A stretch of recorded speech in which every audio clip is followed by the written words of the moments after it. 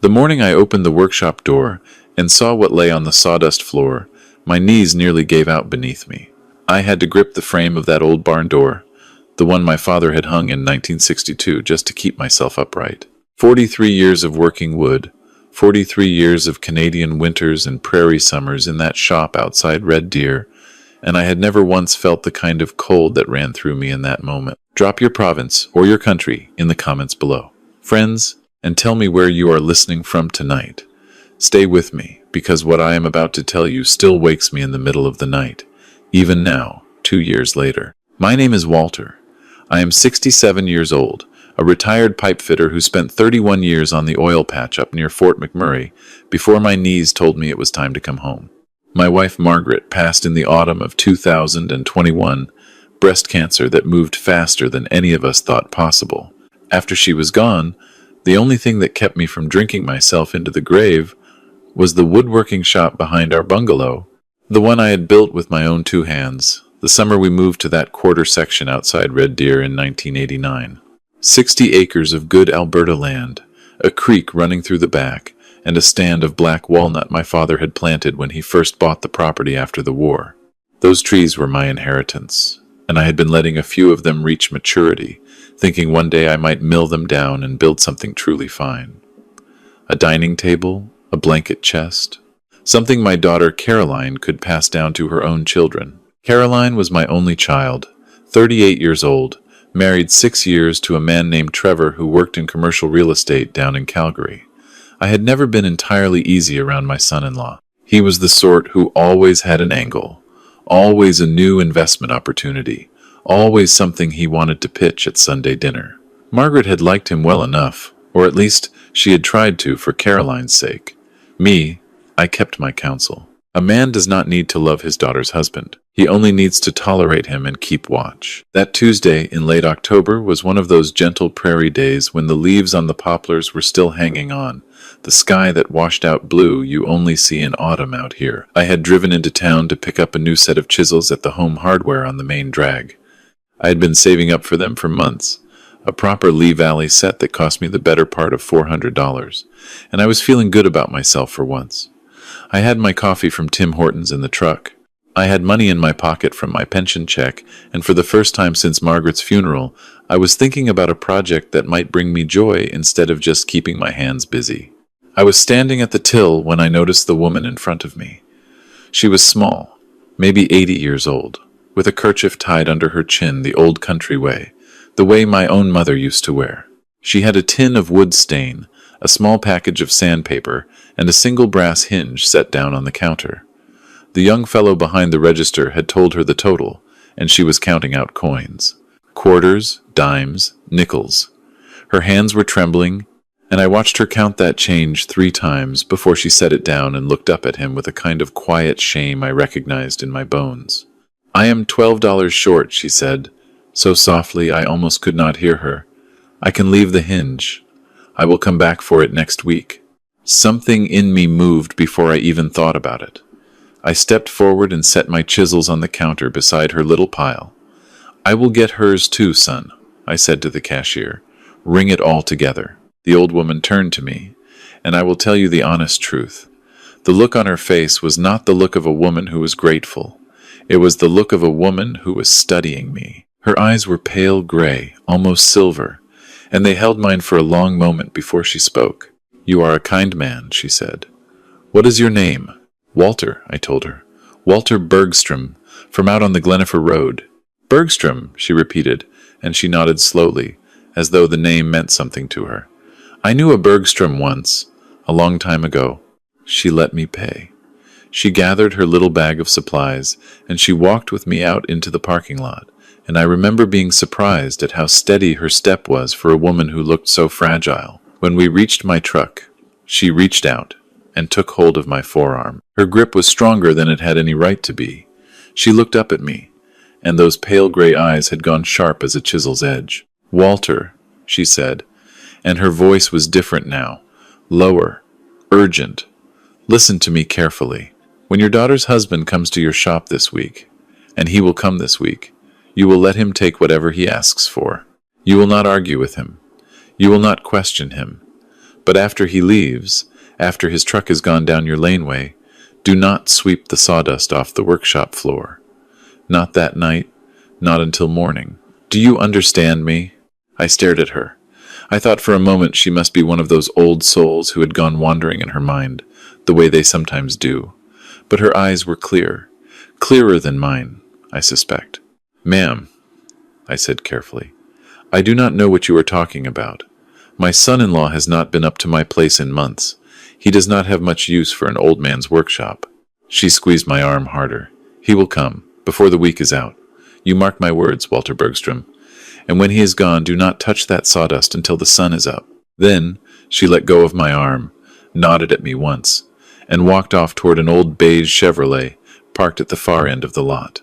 I stood there with my bag of chisels in my hand, watching her go, and I felt the strangest sensation crawling up my spine, like someone had walked over my grave. I drove home that afternoon, and I did not think much more about it. The old woman was confused, I told myself. She had mistaken me for someone else.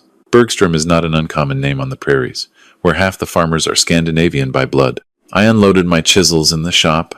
I put a pot of stew on the stove, and I watched the Oilers game that night with a beer and my old border collie Duke at my feet. I did not think about her again until Thursday. Thursday afternoon, around 3 o'clock, I heard a truck coming up my laneway. Not the mail truck, which I know by sound. Something heavier. A diesel. I looked out the kitchen window and my heart sank, because pulling up beside my workshop was Trevor's big black Ram 3500, the one with the flatbed trailer hitched behind. And Trevor was already climbing down from the cab, along with another fellow I did not recognize, a heavy-set man in a black hoodie pulled up over his head. I walked out to meet them, and Trevor greeted me with that wide salesman's smile he always wore. "Walter!" "Hey!" I tried to call, but I could not get through. "Your cell must be off again." "My cell has been on," I said. "But go on. What brings you up here?" Trevor glanced at the other fellow and then back at me. "Listen, Walter, I have a bit of a situation. A buddy of mine down in Calgary is building a custom home up in Canmore, and his architect is looking for some reclaimed black walnut. Live edge. Really high-end stuff. I told him about the trees you have out behind the creek, and he is willing to pay top dollar. I thought, while I was up this way for a showing in Sylvan Lake, I would grab a couple of logs for him. If that is okay with you." I felt the old woman's words at the back of my neck like a cold hand. "You will let him take whatever he asks for. You will not argue with him." "How much is he paying?" I asked, just to hear what Trevor would say. Trevor waved his hand. "We are still working that out. I will cut you in, do not worry about that. Right now, I just want to get him a sample so he can see the quality." A sample. Trevor had a flatbed trailer and a man I did not know, and he called that a sample. But I nodded, and I told him to help himself.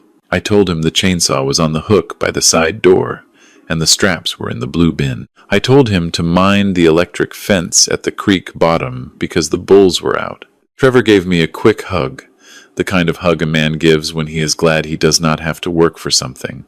And then he and the other fellow drove the truck down the back track toward the walnut stand. I went into the workshop, and I pretended to work on a bookshelf I had been building, but really I was listening. I heard the chainsaw start up. About 20 minutes later, I heard it run for a long time, and when they finally came back past the house 2 hours later, the flatbed was loaded with 3 big walnut logs, each one the size of a man's torso and probably worth more than Trevor's truck. He waved at me from the cab. I waved back. Then he did something strange. He pulled the truck up, right alongside my workshop, and he and his friend got out. "Walter, do you mind if we grab a bite of something from your fridge before we head back? It is a long drive." "Help yourself," I said. "There is some leftover stew." While they were in the house, I stood in the doorway of my workshop and I watched them through the kitchen window.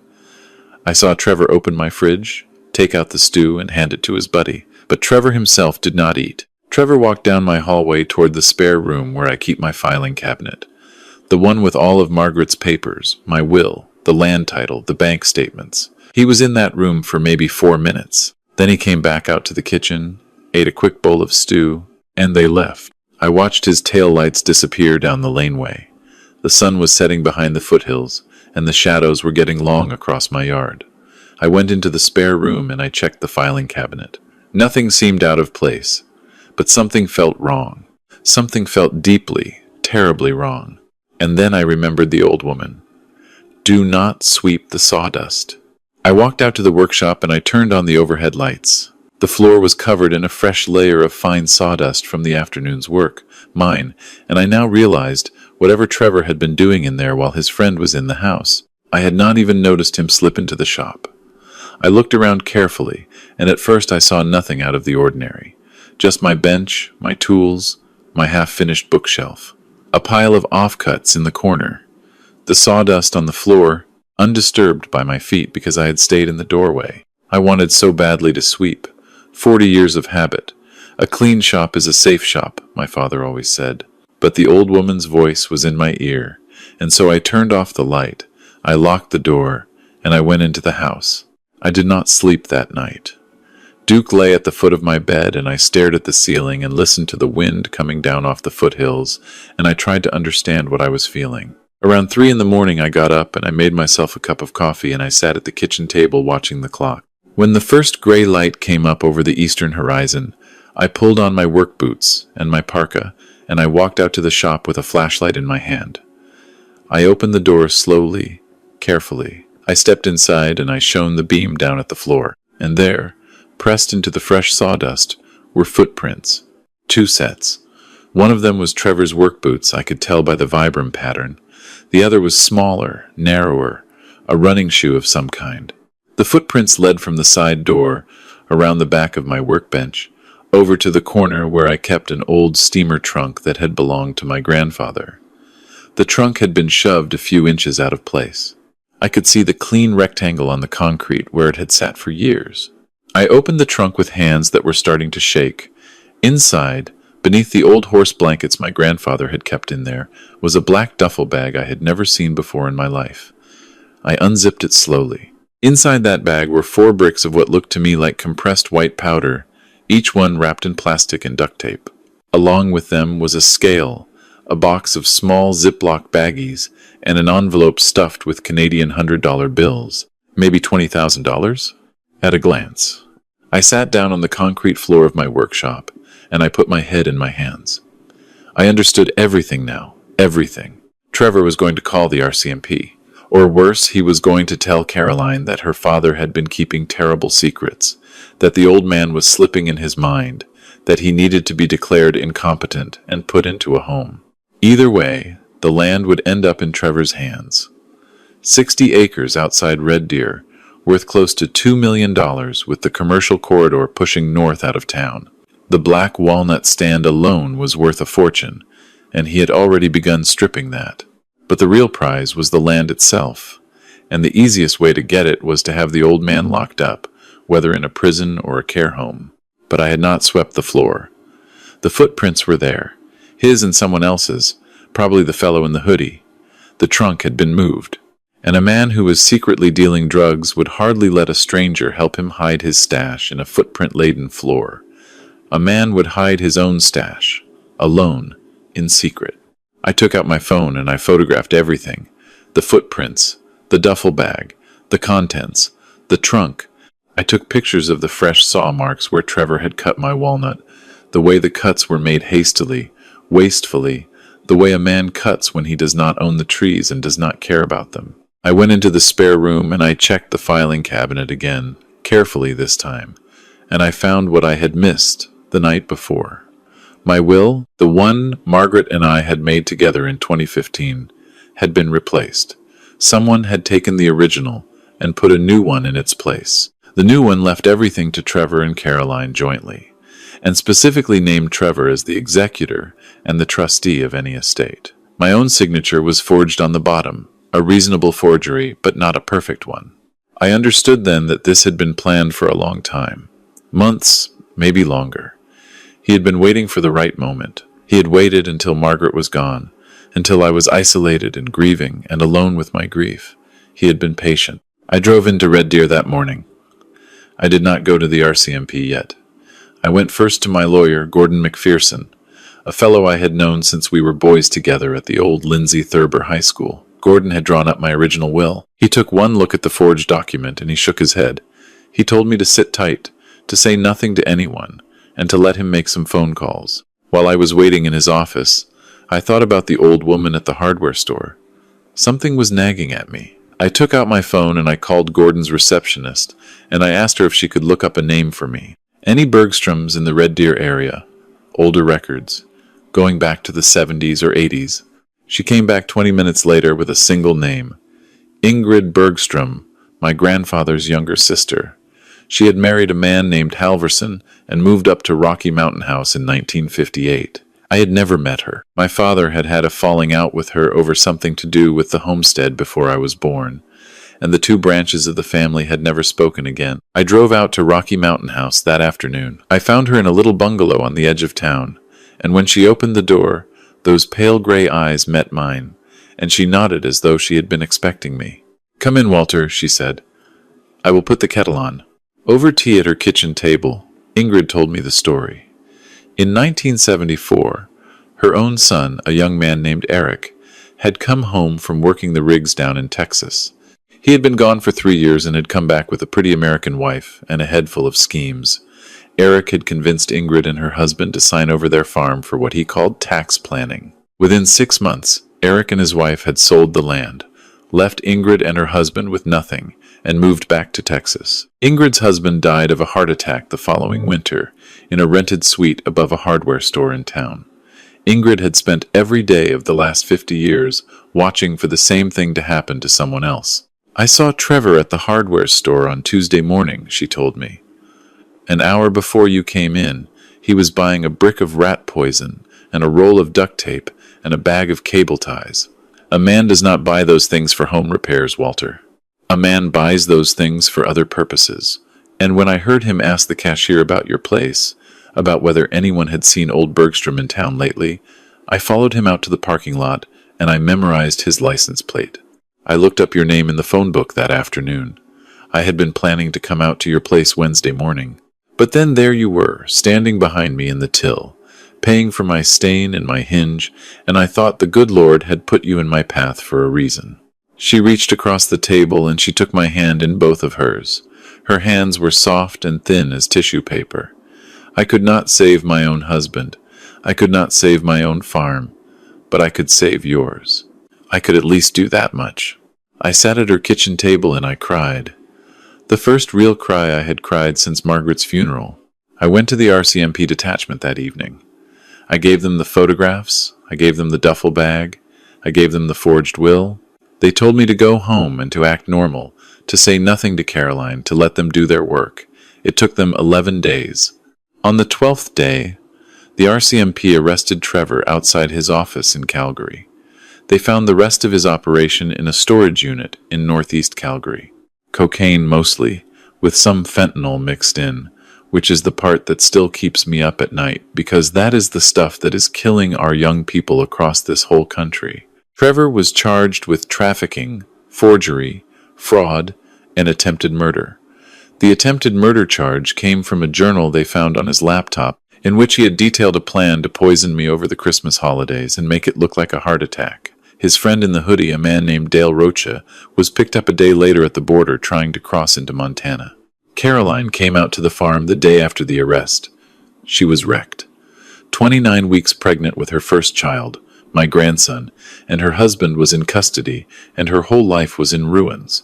She sat at my kitchen table and she wept, and I held her the way I had held her when she was a little girl, and I told her it would be all right. I told her she would come and live with me until the baby was born, and that was what she did. My grandson was born in January of that year. We named him Oscar, after my father. He is 2 years old now, and he toddles out to the workshop with me every afternoon, and he sits on a little stool I built him, and he watches me plane the black walnut boards I milled from the 3 logs the RCMP returned to me after the trial. I am building him a blanket chest. I am carving his name into the lid. Caroline filed for divorce. Trevor took a plea deal, and will not be out until Oscar is almost ready for university. Caroline and I do not talk about him much. Some things you have to leave behind in order to go forward. Ingrid passed away last summer peacefully in her sleep. She left me a letter that Gordon delivered after the funeral. In the letter, she told me that seeing Oscar in my arms at her 90th birthday party was the happiest day of her life since her husband's death. She said that God is slow but not blind, and that sometimes he uses an old woman with $12 of missing change to answer a prayer that someone did not even know they were praying. I have thought about that often over these last 2 years. I have thought about how a small act of kindness, a $44 bag of wood stain and a brass hinge, saved my land, my life, and my daughter's future. I have thought about how I almost did not say anything to Ingrid in that hardware store, how I almost just paid for my own chisels and walked out and minded my own business, the way a Canadian is so often taught to do. How close I came to losing everything, not because I did wrong, but because I almost did not do the small right thing. I want to leave you with this, friends. Whatever province you are listening from tonight, whatever country, whatever age you are, whatever troubles you are carrying, be kind to the stranger in front of you, in line. You do not know what they have been watching for.